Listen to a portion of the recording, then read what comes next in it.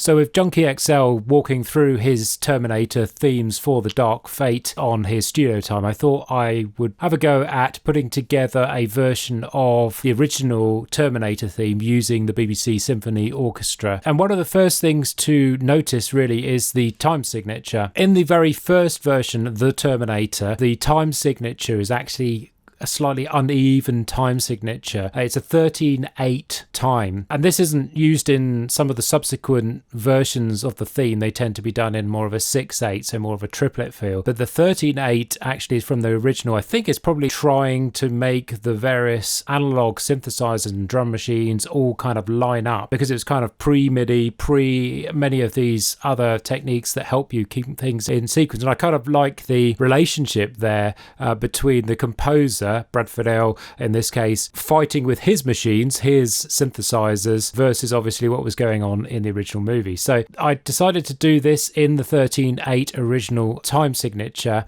but do it everything with the BBC Symphony Orchestra.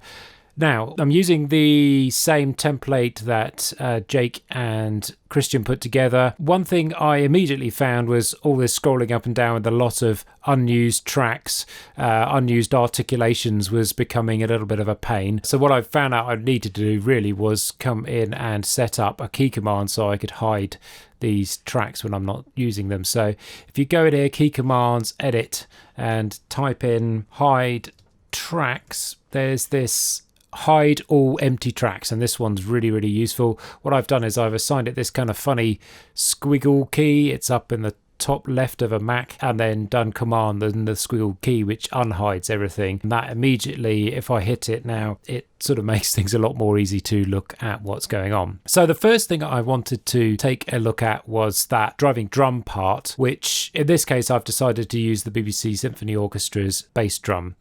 So we've got the bass drum up here. And what I've done is I've actually got 3 parts here. I'm using bass drum 1 to give a sort of thump rhythm, and then I've got the main rhythm going on the bass drum 2. So we listen just to the bass drum 1.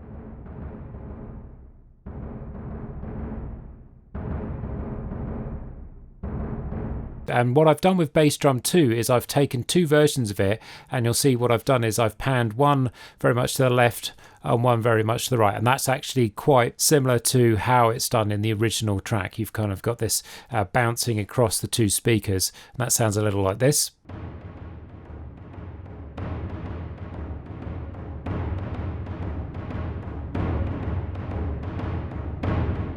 So that's what's really driving the whole of the track, is that percussion. At the very beginning, there's a lot of kind of synthy sounds, mostly horns and string sounds. So what I've used for that is a selection of contrabass, trombones, and some violas and cello. So let's just have a listen to those parts.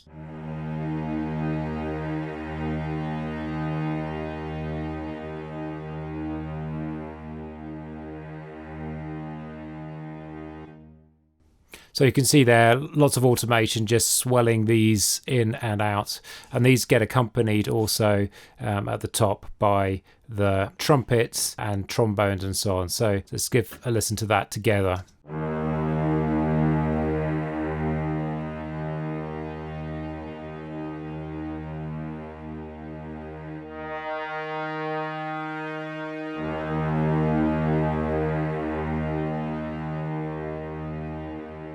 So those 2 parts together are kind of playing off each other and kind of giving this synthetic quality that I was looking for in the introduction. And then, of course, the famous melody line comes in on the trumpets.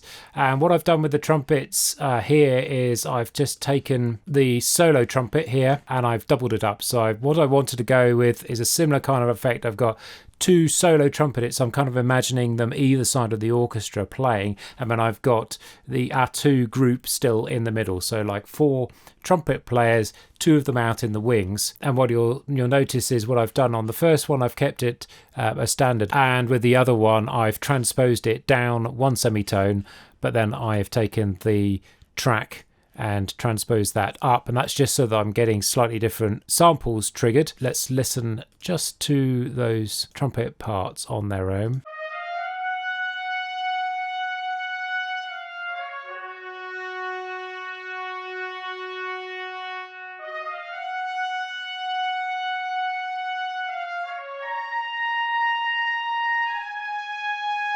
And you'll notice throughout we've got these swells also still going on the tenor trombones, contrabass trombones, and also the cello. So that kind of is most of the first introduction along with the verse. There's also a little bit of bassoon in there, just giving an extra texture throughout the introduction. So after that, verse 2, very similar. The only difference now is we bring in the horns. So those add that additional texture.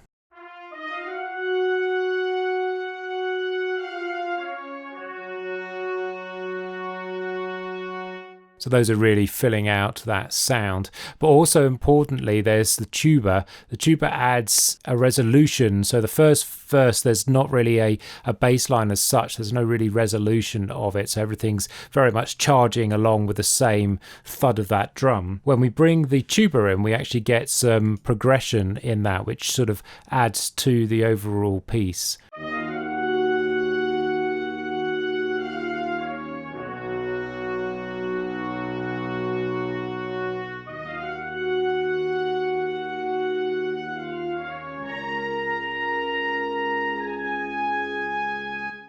And we've got the trombones coming in, just doing a little bit of the swells again, and adding those sounds a little bit like this.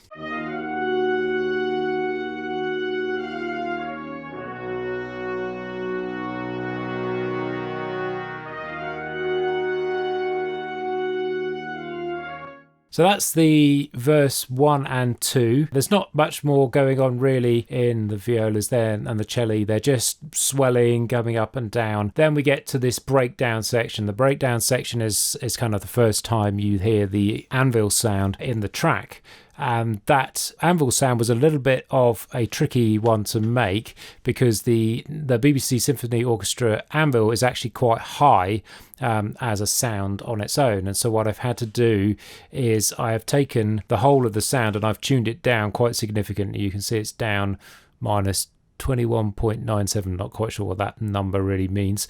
So I've tuned it down quite significantly from the normal sound of the anvil, and I've done another second version of that here. This one's down another minus 13. So you've actually got two anvil sounds layered on top of each other. Let's have a quick listen to those anvils.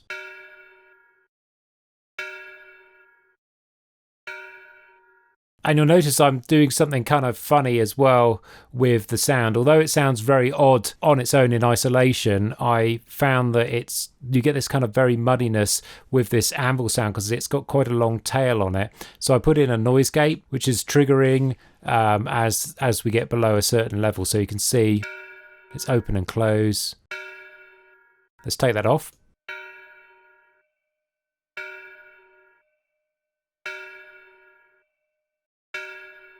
So whilst that's kind of a bit of a strange sound and probably wouldn't happen in an orchestra unless you were to get the anvil and kind of mute it, it's something that I needed for this particular effect. I've tried not to use too many additional plugins on this and certainly nothing outside of Logic. So that goes into this kind of breakdown section where also there's the addition of all these pizzicolegnos. So all of these are now going to add to the rhythm. So let's take a listen to this section here.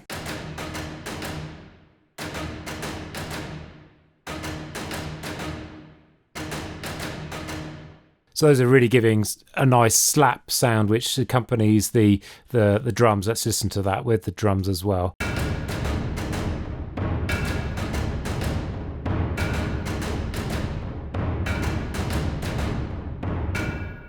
And then also in this section, we've got some cello being held, and you'll notice eventually the cello line does this ascending step, which is quite important to the overall sound of it. So as you build out of this section, you've got this ongoing high violin and then this growing tension from these rising cello.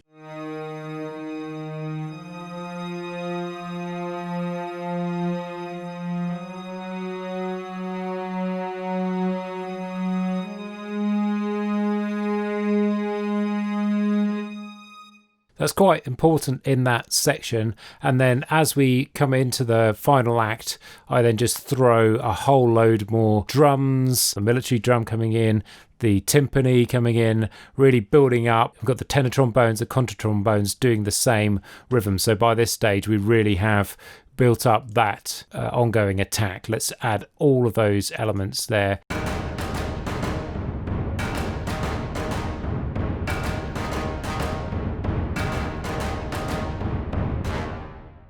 And that brings it right into the very last verse of the track. I haven't completely kept to the same form as the original. I didn't want quite as long a midsection for this, and there's also another repeat of one of the verses, but I just didn't want to program all of that in. So this is the last verse. As you can see, by the time we get to the last verse, we've got everything going. We've got horns, trumpets, cymbals, tam-tams, timpani, and even the violins accompanying the rhythm. Let's have a listen to the strings isolated.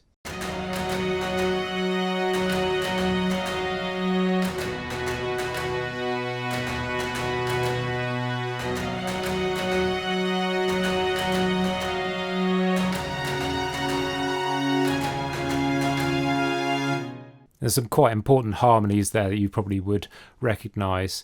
And so again, the timpani comes in here.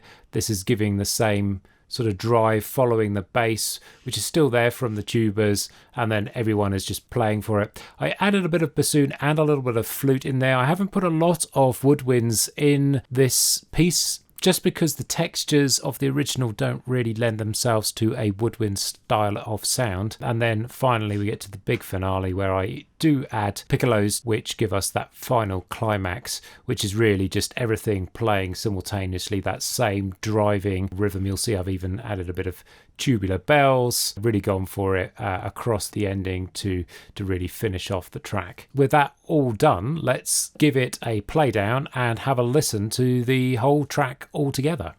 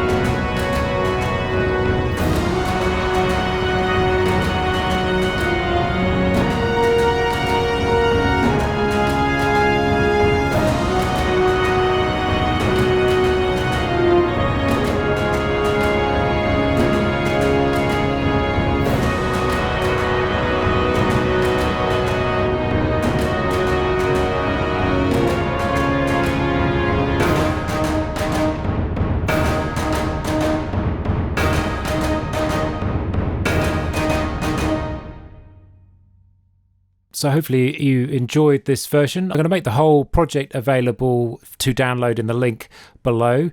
So definitely download it, play with it. If you'd like to improve it, I'd love to hear what else you might want to do with it. It probably needs some mixing. I haven't done a lot of that, and there's probably maybe some ideas you might have to add to the overall sound, or you might want to extend it out to include the additional verses that are in the original track.